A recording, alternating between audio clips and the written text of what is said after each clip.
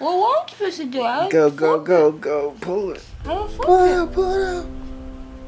I have a fork when I can't. Want to try it? It's the hair on your lens. There's a hair on the lens. Don't you get it? Fuck.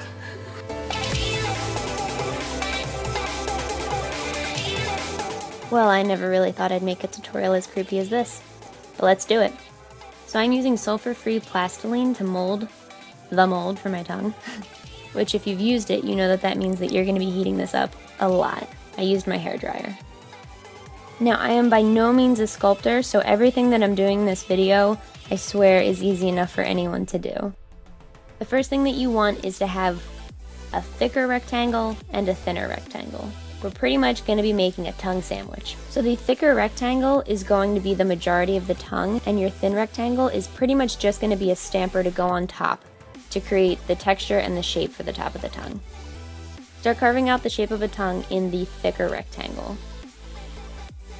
Then I kept adding pieces of clay on the side to make the walls of the tongue taller and essentially make the tongue as thick as I wanted it. This sounds so creepy. There's no way to say this stuff without sounding totally creepy.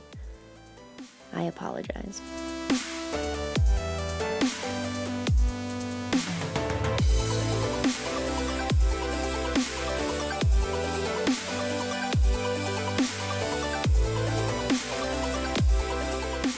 On to the top piece. The top piece is going to fit like this, so the first thing you want to do is to carve out the shape of a tongue again, but this time make it wider than the tongue you've got carved in the bottom piece.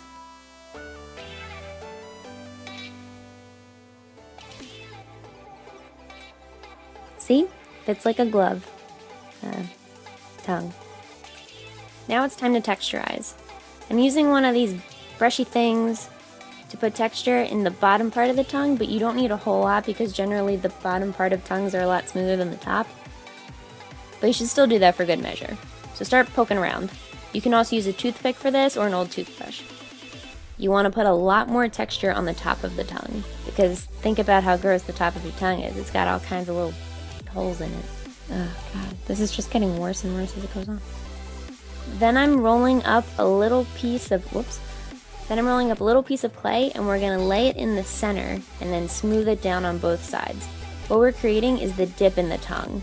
We're building this up because in the actual tongue we want this to indent, so we have to do the opposite.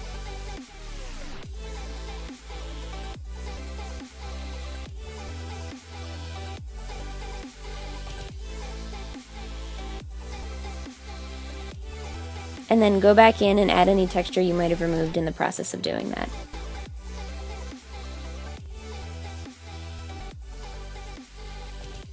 When you're all done, it should look something like this.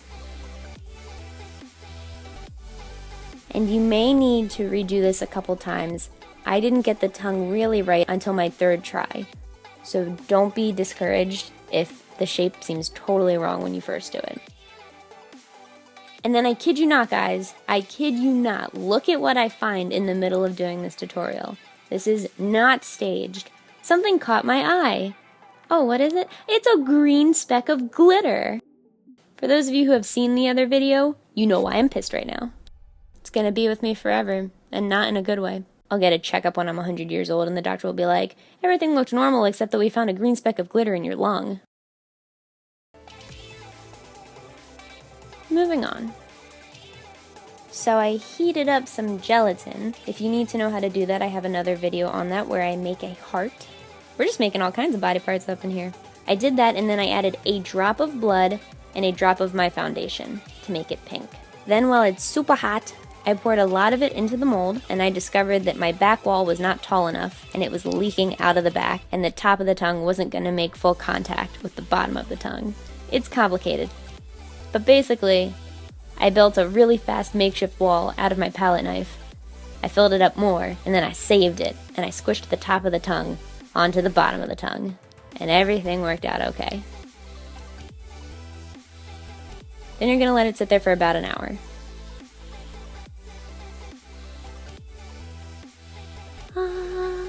It's so beautiful. Very carefully scoop from the bottom and lift it out. You are most likely going to have to trim the edges of your tongue to make them smoother, and you are also going to have to fill in some air bubbles that don't make contact at the top. We're going to reheat that gelatin, and we're just going to start filling it in with our palette knife. You can also smooth out the sides by using more gelatin when it's really hot. That way you're not actually adding a lot onto it, you're just smoothing it out. Also a good idea while these are drying, add a little bit more texture back in them. If they're in the back of the tongue like these, it's not as big of a deal because that part's probably going to be in your mouth, but depending on what you're using this tongue for, I don't want to know, you might want to do that so that it's consistent all the way over the top. And you've done it, you creep. Congratulations, you made a tongue. What I decided to do with it is to stab a fork through it and then to put blood on it because, I mean, clearly your tongue would be bleeding if you stabbed it.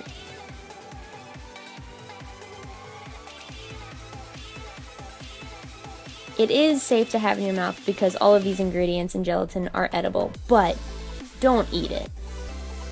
Just don't. But it's fine to stick it in your mouth for a while. That's what she said. Alright, I'm done. Bye.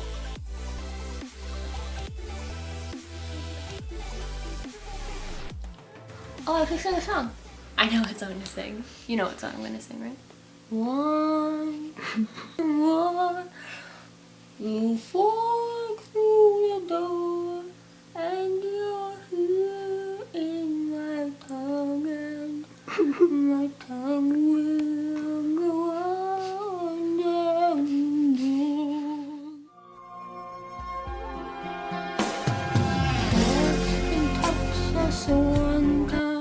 No, we don't need a second verse. You never know, they might find my calling that way. Ew. You see that? I just love spaghetti so much. Ew. You know what I'm saying? You know what I'm saying? No, I know what you said. My tongue's getting real gummy on the end. And cut.